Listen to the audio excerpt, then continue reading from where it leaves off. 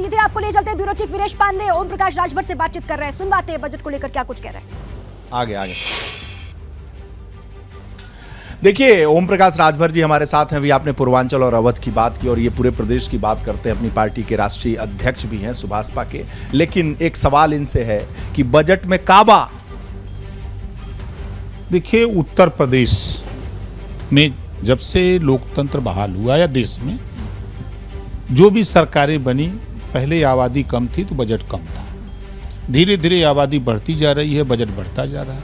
अगर इधर आप देखेंगे तो हर साल बजट बढ़ रहा है, ऐसा नहीं कि कम हुआ हो।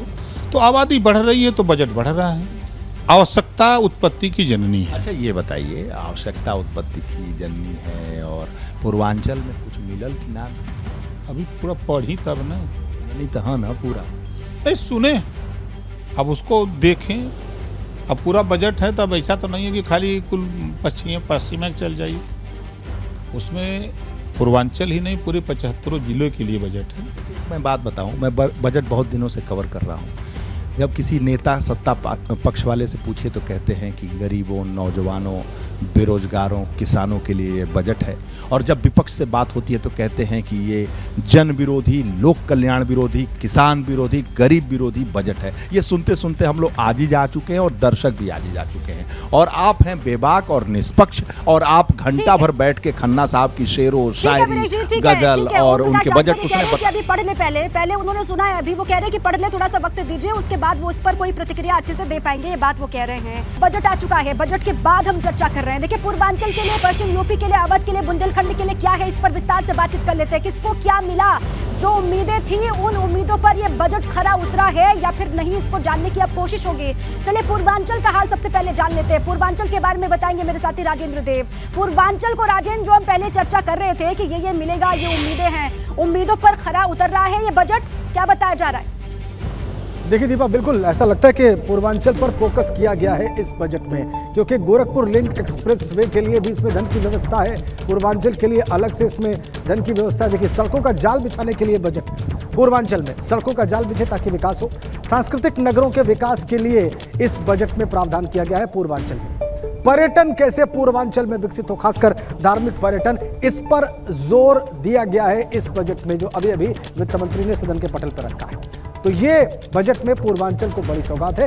गोरखपुर पूर्वांचल लिंक एक्सप्रेसवे का निर्माण किया जाएगा। औद्योगिक गलियारे के लिए गोरखपुर में 200 करोड़ रुपयों का प्रावधान किया गया है इस बजट में। 200 करोड़ रुपए औद्योगिक विकास के लिए गोरखपुर में। और महिलाओं के लिए क्या मिला, ये भी आप हमारे दर्शक देख पा रहे हैं इस वक्त स्क्रीन में।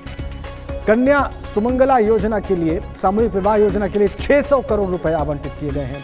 गरीब ओबीसी बेटियों की शादियों के लिए 150 करोड़ रुपए का आवंटन है इस बजट में। 3 महिला पीएसी बटालियन का भी गठन किया गया है। और कन्या सुमंगला योजना के लिए प्रत्येक उसके लिए 15,000 रुपए का आवंटन किया गया है इस बजट में, जो अभी भी वित्त मंत्री ने सदन में पेश किया है। देखिए आप, नर्सिंग कॉलेज की स्थापना के लिए 26 करोड़ रुपए का प्रावधान है इस बजट में। ये बड़ी बात है, नर्सिंग कॉलेजेस को प्रमोट किया जा रहा है। इसके अलावा स्टार्टअप के लिए 100 करोड़ रुपए, स्टार्टअप के लिए 60 करोड़ रुपए की व्यवस्था की गई है इसमें, इस बजट में। और टैबलेट स्मार्टफोन के लिए 3600 करोड़ रुपए की व्यवस्था की गई है, टैबलेट और स्मार्टफोन के लिए। नर्सिंग कॉलेजेस की स्थापना के लिए 26 करोड़ रुपए की स्थापना की गई है। युवा वकीलों की किताब और पत्रिकाओं के लिए 10 करोड़ रुपए की इसमें व्यवस्था की गई है बजट में। तो इस तरीके से स्टार्टअप को देखिए प्रमोट किया गया है। यहाँ पर 60 करोड़ रुपए की व्यवस्था इस ताज़ा बजट में की गई है 2023-24 के लिए। और टैबलेट और स्मार्टफोन के लिए 3600 करोड़ रुपए आवंटित किए गए हैं इस बजट में 2023-24 के लिए। युवा वकीलों को कैसे किताबें और पत्रिकाएं मुहैया हो कोर्ट्स में, इसके लिए 10 करोड़ रुपए की व्यवस्था की गई है। तो ये एक पूर्वांचल पर खासा फोकस किया गया है राजेंद्र। और पूर्वांचल को लेकर जो एक्सप्रेसवे का जाल भी यहाँ पर दिखाई दे रहा है, एक्सप्रेसवे के लिए जो बजट आवंटित किया गया है, पहले जो बजट था उसमें इजाफा किया गया है और सड़कों का जाल बिछता हुआ यहाँ पर और भी मजबूती के साथ दिखाई दे रहा है। जो बजट आवंटित किया गया है उससे आने वाले वक्त में दिखाई देगा।